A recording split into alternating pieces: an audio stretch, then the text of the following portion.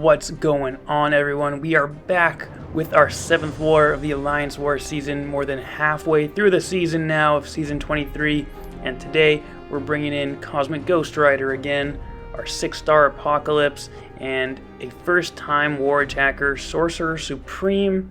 So we're going to check out this defensive map right here, and we're looking at our usual path, Path 4. It's not looking like anything we can't handle. We're looking at the bosses, though. We've got another 6-star Apocalypse mini boss, a Killmonger up there. I'm going to bring you over to the left-hand side, path 1 through 3, because it looks like that is where we are going to go in section 2 as an alliance. So we looked around at this map, and it was a little too tough for us. We thought we had a better chance of getting the bosses down if we all concentrated on the left 3 lanes. And the other thing is, surprise, we're taking path 5 for the first time this season, mostly because we have the best counter to this Kingpin, which is Apocalypse. So new nodes, the Ebb and Flow knockdown node, which is perfect. Apocalypse is going to shut down Kingpin's ability to shrug off our stun, so we're going to be able to openly heavy him without worrying about him shrugging it off, and there it goes. There goes his indestructible. We have the Fury to go along with it now, so we're doing some good damage. He's not shrugging off the bleeds because that's Apocalypse. We're going to bait the special 1. Super easy to evade, obviously. Go in and punish it. Another heavy. Get our Fury back. We're 16 hits into the fight. He's already down under half health. It's only been 30 seconds. We're going to try to bait out another special 1 right here. This fight, never really in doubt. This is pretty standard matchup when you don't have to worry about the defender shrugging off those debuffs. It makes it really easy to get the heavies off, and yeah, this is really ideal for Apocalypse. This is a great fight for him. He gets him down less than a minute. Really no problem. Super easy warm-up fight. He is a defensive defender, and they are running stubborn, so we have to worry about that, but again, really easy fight. Full attack bonus achieved. That's exactly how we want to start a war. So before we move into section 2, we've got this hit monkey right here in the middle, and I'm actually going to take this fight with both links up. And so he's got the power alternator node on him, which is annoying. The strike back node, which is, again, kind of complicating this a little bit. Basically, all I've got to do is make sure that I dump my power pretty regularly and make sure that I never push him to a special 2. So it added a little extra element of like cautious and strategy to this fight, so I thought about it a lot before I went in. And of course we started off with the heavy, so we could get that indestructible off. We dex the special 1, super simple. That was perfect timing. We're going to have our power switch over to him, so he's got 1 bar now that he got basically from us. We're going to bait it out, dex the full thing, and now we've got to throw ours.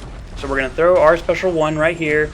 It'll give him the 1 bar of power, but he's above us on power now, so the alternator won't do anything. He throws his special 1. We're actually healing because we have the willpower mastery, and we're getting that weakness debuff, which is a linked node from the left-hand side from path 4. So it's actually helping us. That's why I took this fight linked. I knew I was going to get the willpower healing. It was easy to manage the power. It added a little extra strategy to the fight, which I kind of liked. But we get him down. Full attack bonus. It was only a rank 4 hit monkey. That's why I wasn't too worried. And Apocalypse just shredded him in 29 hits. So there we are, 2 for 2 in section 1, including the linked hit monkey. So we're going to go into the middle now, where we have kind of odd placement. This Namor is on power snack and backup recovery, and he's a rank 5 Namor. We're going to bring in Apocalypse so we can get our persistent charges, and something I forgot to show you before I started the fight, I actually threw on an indestructible boost. I had one in the overflow, and I was like, I might as well throw it on here. No big deal. I don't expect to get hit, but you know, it's going to expire like really soon, so I might as well throw it on. So keep that in mind for this fight. You can see how it's going pretty well so far, though. It's just heavy attacks. We're going to manage the power a little bit because, again, we know that every time we dex back, he's going to gain a little bit of power, but I'm not too worried. He's going to hit backup recovery as well, so again, just keeping that in mind as we manage his power. There he goes into Imperious Rex, so that's perfect. Now we can hit him as much as we want. He's not going to get to a third bar of power. Look at this. 3 hits. There goes my indestructible invulnerability boost, which saved me completely. I took absolutely no damage from that special 2 because it does exactly 3 hits. It also pushed me to a third bar of power, so I throw that here. So it worked out really well. That is just great irony. This is the first time I've used an indestructibility boost in war, and I certainly ended up needing it, so it worked out really well. I obviously don't plan on getting hit again, so I know I don't have that fallback just in case. But the rest of the fight goes pretty well. He hits backup recovery here, so he gets to 2 bars of power. I'm going to dex, give him a little bit of power gain from the dex, but that's fine. I don't care about that. He's not going to get any more power from it, so he throws the special 2. We go back in here, start attacking, throwing the heavies. He's got the poison, the bleeds, the degen on him. So we're doing a good amount of damage with our damage over time effects. There's another special 1. Specials are really easy to evade, unless you just happen to stand right next to him and get nailed by it like I did. But now we're, a minute in, and this fight is like really over at this point. He goes to Imperious Rex. We know he's not going to get to the third bar power though, so we attack into him. We got backed up on our wall a little bit there. This time we evade his special 2. We don't get hit by it. We throw our special 1, and down he goes. 95% health. That indestructibility boost coming in clutch, and now Apocalypse has all 4 of his persistent charges. And of course, it's also really nice that we finished with the full attack bonus. The fight took 78 hits, so it was a long fight, but we get through it, and we do end up going the left side here. So you'll see we'll go to path number 2 now, because I just, again, had probably the best options for these fights, and the nodes are this strike counter combat fury, which basically means unless you throw a certain number of different attacks, you're not going to gain any power in this fight, which is totally fine. I only plan on throwing heavies, so I'm going to use Apocalypse. He's got a 2-hit heavy, and it has the bleed effects on it, so I'm not too worried about this fight. I don't need to throw specials to win it. We're just going to let the heavies and the damage over time do their thing. So you can see I'm already suppressed, so no more power for the rest of this fight. Again, I knew that going in, it's fine. MODOK is a defensive defender, obviously, so he's benefiting from the stubborn. You can see right there, we got clipped by the end of his special 1, and of course it crit on us, so there goes some health. Not the best start. His special 1 is pretty easy to evade if you're far away from it. I just couldn't do it. Right here you can see I'm like missing my parries, and that's not good. So right here we fully dex the special 1 that time. Perfect. We miss a parry again though. I'm not sure what's going on. We hit into his block because it will stun him with our 4 persistent charges, so it's nice that we have that. And now we're finally getting like in a good rhythm. We've got him against his wall. I'm parrying. I'm going to bait the special 1 here. And again, we don't dex it completely. We get clipped by the end of it. Super annoying. And I was kind of, not going to lie, off my game a little bit here. This kind of started to get into my head that I was missing the parries and getting clipped by the special 1. So I was kind of flustered a bit by it. Even though we're still ahead in this fight and we're still winning it. And we're feeling pretty good. We're finally getting our parries. We're dexing the special 1.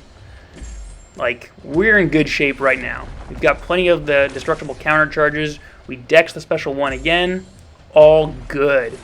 Until the very end of this fight where we just completely choke right here. Damn, take a full 5-hit combo when trying to dex out. I was just trying to bait the special 1 by dexteritying back, and he just happened to come at me at the wrong time, so we take that full combo. Super upsetting. We end up getting him down. We get the 1-shot, but we lose a ton of health. Apocalypse is really tanky, which is great. Saved us in that fight. We get the full attack bonus, which is great, but yeah, it really did some damage that I was just disappointed in myself giving that up. So a little irritating, but we're going to move right along. Still on path 2. Again, same node, the strike counter combat power rate node. And we have a Spider-Ham. And we're going to heal up Apocalypse here a little bit. And this is really not a great node for Spider-Ham, because the way Spider-Ham can beat you is by you throwing specials and getting power stung and essentially killing yourself. But since we're going to get suppressed, we're not going to get any power and we're not going to throw any specials. So he's not going to do anything to us. And this little porker is so weak as a champion. He has a very low health pool. Apocalypse is going to just dominate him. He is barely bigger than one of our feet. So the imagery here just looks hilarious. They're running suicide, so he's taking recoil damage, makes it even easier. And honestly, this is just a really easy fight. He's not evading us. We're gonna, be baiting out his special ones and fully evading them. We're building the destructible counter charges for the stubborn global. So we really have nothing to worry about in this fight. It's going perfectly so far. We're about a minute in, and he's already down to 35% health. Dex the special one. He takes recoil damage. All good. He hasn't even evaded us yet. So really simple. We're getting close to the end here, and at this point I'm kind of not sure if I want to bait another special one or just go in for the kill. So we're right at that point where we have to decide. I end up going in for the heavy here. We're gonna block another hit, get another heavy, and that's gonna do it. He doesn't throw the special 2. Full attack bonus achieved. Really easy fight. As long as you don't throw specials against Spider-Ham, this dude really is one of the worst defenders. I don't think he has a place in Alliance War personally, just because you literally will not die unless you throw your specials. So pretty easy there. We're going to move on to the mini boss island, and you've got this Hulkbuster on the regeneration node. Hulkbuster's regen is easy enough to shut down though, that I don't think we have to worry about this. So we're going to use Cosmic Ghost Rider, and right off the bat we get the Cosmic Judgment from Dexterity, which, if you've seen videos on Cosmic Ghost Rider, that's something you don't want to do usually, but there are ways to get around it. So we ended that first combo with a medium to get the Vigilance buff on us. We're going to hit into him a few times here. Dex's special one pretty easily. We're going to save the power gain Judgment now, because what we're going to do is we're going to try to build to the special 3 so we can get our massive Fury and end this fight as quick as we can. So right here, we get the 3rd bar of power. We're going to bait out his special 1. We want to parry him. We hold the heavy, and we're going to charge in to our special 3 off the heavy. So this is going to give the Damnation, power lock on him, and he's going to be stunned coming out of the special attack. So we're going to be able to go right in and hit him after this animation finishes. So here we go. Nice little combo. We're going to go in here. Now we're going to end it with the power gain, so we get that buff. And the power gain buff actually does too much. It pushes us back to a 3rd bar of power. I thought it would just get us to our special 2, which is what I was trying to do there, but whatever. We've got that massive Fury. Might as well throw another special 3. This is going to do some pretty good damage anyway. And you can see right there, pretty good. So we're going to go in now, finish it up with another combo. Throws the special 1, and just drops, man. Super simple fight. Hulkbuster, again, he's defensive, but he's not a difficult defender, no matter what node he's on, I don't think. So we get the full attack bonus. We're feeling really good. We are absolutely crushing this war. And we've got our old nemesis, this Killmonger. He's on the Stunning Reflection, Polka Dot Power, and Stun Vulnerability node. Now, last war, we soloed a Killmonger on the Hazard Shift Incinerate Poison node with Cosmic Ghost Rider, and it was awesome. So, of course, we're going to use Cosmic Ghost Rider again here. And I know the only thing I can't do is parry. So we're going to basically treat this like he's stun immune. We're just going to hold the block whenever we are not hitting him. We trigger the power gain node there. We're going to block the special 1. We're going to dex the last part of it, which maybe I shouldn't have. We're going to wait for him to hit into us. And right there, I do the one thing you can't do, and I parry. We get stunned. We managed to survive it. Not too bad. We took some health. We definitely did not mean to do that, but it's all good. It's all good. We're still in this fight. We get a nice intercept there. We're going to block the special one, dex the last part of it again, and, you know, I went into this fight maybe with not, like, the best plan in mind. This fight kind of got away from me early on when I was stunned. I knew if I could just get the special ones off, I could get some power, and I could stun him, and right there, I just, like, take a special one to the face all of a sudden, and I can't remember the last time I was hit by Killmonger's special one. That was such a fluke. Dude, I was so out of sorts. I'm way behind in this fight now. Fortunately, I was able to get some good stuns there because he was incinerated. Like an idiot, I hit into his block when he has the unstoppable charges on him. I don't know what I was thinking there. That is like Killmonger 101. This fight has just become like completely off the rails now, and I'm like losing my mind. I don't know what to do. I'm at 4% health. I know I can't take like another hit. Now I'm at 1%. Fortunately, I get to the special 2. I throw it off here, and it does some good damage. Like, that is a good chunk of his health gone right there. I get a sweet intercept right there, and I'm like, dude, he has 12 armor breaks. I might be able to win this fight. But he goes indestructible right there because I didn't dex the special 2 properly, and nothing I can do. I had to take a hit to get the indestructible off of him, and that one hit did me in. I laid 92 hits on him and still almost got the one shot despite playing, honestly, like really, really bad. So that was a terrible fight. Cosmic Ghost Rider is so good that like we still managed to almost down him anyway. But we're going to go in with Apocalypse here to try to finish this fight.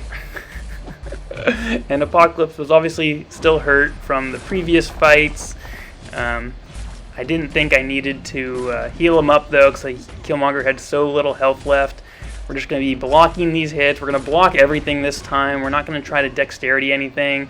We're not going to hit into him while he's blocking with those unstoppable charges. So, again, block the special 1 here, and he's dropping.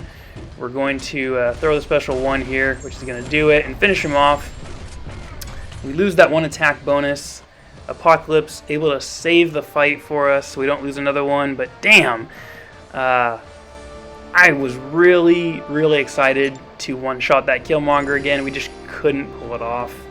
Poor play on my part and not really sticking to a plan, and you know, just my fault from the beginning. So whatever, we're gonna move on. We're gonna continue clearing mini bosses, so we're gonna clear the entire right side. And to end it, we've got this Nightcrawler on the Spry and Limber node. And this is why we brought in Sorcerer Supreme for the first time all season. And speaking of plans, the plan here was to basically just consistently throw our specials when we could apply the slow debuff, so that way he could not evade us. That's why we started in this phase, so that we can get into our third phase faster, throw the special, and get him slowed. So that was the plan, right? And I thought it was a pretty good plan. So you can see how it's going here. We used the parry already, so we know that the Limber is going to start applying. We get it again here. We're in the right blessing, so we throw the special 1. And we get the slow debuffs on him right away, which is great. Now we can hit into him as freely as we want. The slow debuffs falls off right here, though. And so we parry again, and now he evades. And yeah, I'm like, oh no, maybe I didn't plan this out as well as I thought. So we're going to throw the special 2. We're going to get that slow debuff back on him. And we're basically going to be blocking these hits now. Because I know we are almost out of parries because the Limber is going to essentially cut that time to nothing. He's still slowed, which is great. Right here, I decided to change my plan. I realized with him slowed, we can just get him to hold block and hit into his block, and he'll change his stance, which he did. So we don't have to apply slow debuffs the rest of this fight. He's in his swashbuckling mode. We don't have to parry, because now with our blessings, we can just heal the block damage back by throwing it when we are in the resolve phase. So like, we have essentially eliminated the Spry node because he won't be evading anymore. We've eliminated the Limber node because we can just block everything and heal literally all the block damage back. And this just turns into like a really regular fight now. This is just like a regular defender now. He is defensive, so he does go indestructible sometimes. But again, like, this fight has absolutely nothing to it. If Nightcrawler doesn't evade, he's just like the most lame, boring champion there is. So we're just throwing regular 5-hit combos. He's not evading. We're blocking everything. We're throwing our specials. We're doing our thing. We're healing damage back. And, like, you know, this fight is over. This is in control. I would have to mess up, like, on a epic scale here to lose this fight. So we get him into Assassin's range now, and we're just kind of chilling. You know, we're going to be blocking and throwing specials the rest of the way. And this special one probably going to do it, which it does. We get the one shot on that Nightcrawler. Worked out really well. Sorcerer Supreme doesn't hit that hard. She has some good utility, and it worked out really well there for us. So I'm glad I brought her into the war for the first time this season. It was good. So we do not make an attempt on the Apocalypse boss because we did not have a robot. The other guys in the Alliance took him down, and we ended up winning the war. And I want to show this to you because this is where the strategy came into play, because we cleared all battle groups. So we got the bonus for the boss clears. Even though they had more explored and more attack bonuses, they did not clear one battle group's boss. And that one thing gave us this win. So clearing the bosses and the mini bosses is so important for these wars. They give you so many points for taking out the boss. That's why we diverted all of our attention to the left-hand side to make it easy for us to get to the mini bosses and the boss with as much health as possible, so we could take them down and lose as few attack bonuses as we could. So even though they had defenders remaining, attack bonus, explored percentage, all those points still don't add up to counteract the boss clears. Obviously, had they cleared all battle group bosses, they would have won hands down. They get credit to placing some really tough defense. Our defense held up enough so that they couldn't clear the map fully. Just that one defender remaining was a boss, and that is where the points came from. That is where our win came from. So the strategy paid off. It doesn't always, but it forces your opponent to at least take down all of the bosses and clear more of the map. So it did work out for us. That was the 7th war of the season, so we are now 4-3. We now have a winning record on the season, which is great. That's a great sign for Platinum 4 possibility.